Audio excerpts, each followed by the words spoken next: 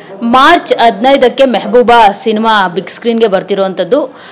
Big ಸ್ಕ್ರೀನ್ಗೆ ಅವತ್ತು ಯಾರು ಥಿಯೇಟರ್ಗೆ ಬರ್ತಿರೋ ಮೆಹಬೂಬರನ್ನು ನೋಡಿದ್ರೆ ನೀವು ಪುನೀತರಾಗ್ತೀರಾ. ಯಾಕಂದರೆ ಆ ಪಾತ್ರವನ್ನು ಮಾಡಿರೋದು ಪಾವನ ಅವರು.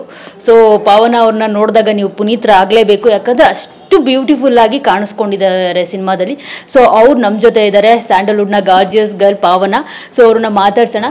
ನಿಜವಾಗ್ಲೂ ನಿಮಗಿದು ಹೇಳಲೇಬೇಕು, ನಾನು ಟ್ರೈಲರು ಮತ್ತು ಟೀಸರ್ ನೋಡ್ತಾ ಇದ್ದಾಗ, ಹಾಡುಗಳು ನೋಡ್ತಾ ಇದ್ದಾಗ ನನಗೆ ನೀವು ಇಷ್ಟು ದಿನ ಮಾಡಿರೋ ಸಿನಿಮಾಗಳಿಗಿಂತ ಈ ಸಿನಿಮಾದಲ್ಲಿ ನೀವು ನನಗೆ ತುಂಬಾ ಬ್ಯೂಟಿಫುಲ್ಲಾಗಿ ಕಾಣಿಸ್ಕೊಂಡ್ರಿ ನಿಜವಾಗ್ಲೂ. ಸೊ ಸಕ್ಕತ್ತಾಗಿ ಬಂದಿದೆ ಟೀಸರು ಮತ್ತು ಹಾಡು ಎಲ್ಲವೂ ತುಂಬಾ ಸಕ್ಕತ್ತಾಗಿದೆ. ಒಂದು ಬ್ಯೂಟಿಫುಲ್ ಲವ್ ಸ್ಟೋರಿ ಅಂತ ಅನಿಸುತ್ತೆ ನಿಮ್ಮ ಈ ಒಂದು ಟೀಸರ್ ನೋಡಿದಾಗ. ಬ್ಯೂಟಿಫುಲ್ ಹುಡುಗಿ ಬ್ಯೂಟಿಫುಲ್ ಲವ್ ಸ್ಟೋರಿ ಕಾಣಿಸ್ಕೊಂಡಿದ್ದಾರೆ. ಏನು ಹೇಳ್ತೀರಾ? Thank you. ನಾನು ತುಂಬ ಚೆನ್ನಾಗಿ ಕಾಣಿಸ್ತಿದ್ದೀನಿ ಅಂತ ನನಗೆ ಕಾಂಪ್ಲಿಮೆಂಟ್ ಕೊಟ್ಟಿದ್ದಕ್ಕೆ.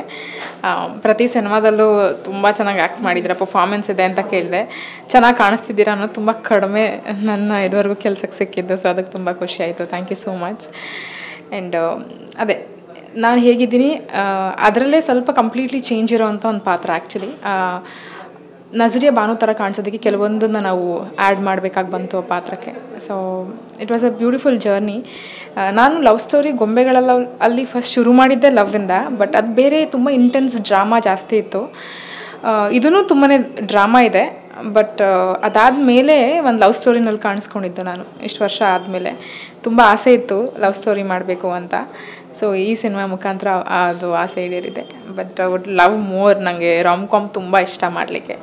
ಸೊ ಆದಷ್ಟು ಈ ಸಿನಿಮಾದಲ್ಲಿ ಪ್ರೇಯಸಿಯಾಗಿ ಪ್ರೀತಿ ಕೊಡುವ ಇದನ್ನೆಲ್ಲವನ್ನು ಚೆನ್ನಾಗಿ ತುಂಬಾ ಖುಷಿಯಿಂದ ಎಂಜಾಯ್ ಮಾಡಿದ್ದೀನಿ. ಐ ಹೋಪ್ ನಿಮಗೆ ಸಿನಿಮಾದಲ್ಲಿ ನೀವು ಹೇಗೆ ಚೆನ್ನಾಗಿ ಕಾಣಿಸ್ತಿದ್ದೀನಿ ಅಂತ ಹೇಳಿದ್ರು ಹಾಗೆ ನನ್ನ ಪರ್ಫಾರ್ಮೆನ್ಸ್ ಕೂಡ ಅಷ್ಟೇ ಇಷ್ಟ ಆಗುತ್ತೆ ಅಂತ. ಅದು ಟೀಸರ್ ನೋಡಿದಾಗಲೇ ಗೊತ್ತಾಗುತ್ತೆ, ಏನೋ ಸಮಥಿಂಗ್ ಡಿಫ್ರೆಂಟ್ ಇದೆ ನಿಮ್ಮ ಪಾತ್ರದಲ್ಲಿ.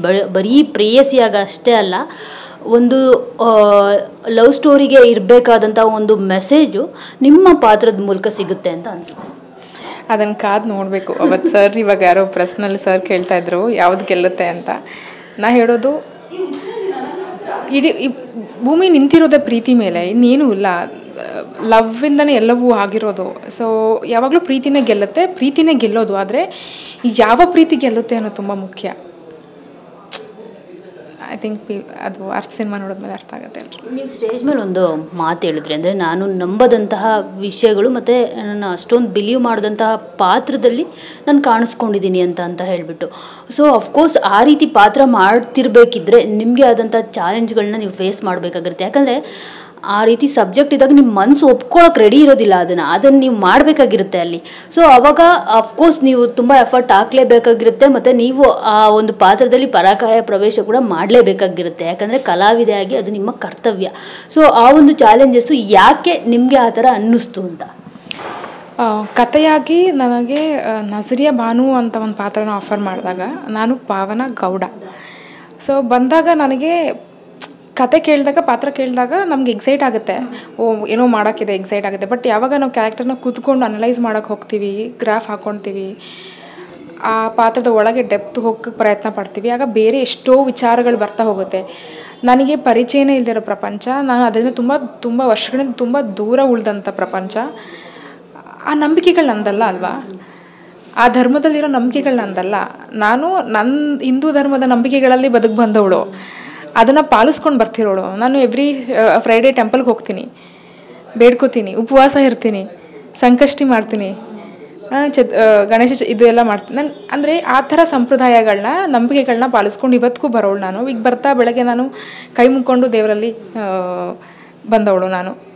ಸೊ ಅಂದರೆ ನಾನು ಹೇಳಿದ್ದು, ಆ ನಂಬಿಕೆಗಳು, ನನ್ನ ಧರ್ಮ ನನಗೆ ಹೇಳ್ಕೊಟ್ಟಿರೋದು ಬೇರೆ, ಬದುಕಿದ್ದ ರೀತಿ ನಾನು ಬೇರೆ. ಸೊ ಈ ಅನ್ಯ ಧರ್ಮದ ಪಾತ್ರನ ನಿಭಾಯಿಸಬೇಕಾದ್ರೆ ಅಲ್ಲಿ ಪಾಲನೆಗಳು ಬೇರೆ, ಅವರ ನಂಬಿಕೆಗಳು ಬೇರೆ.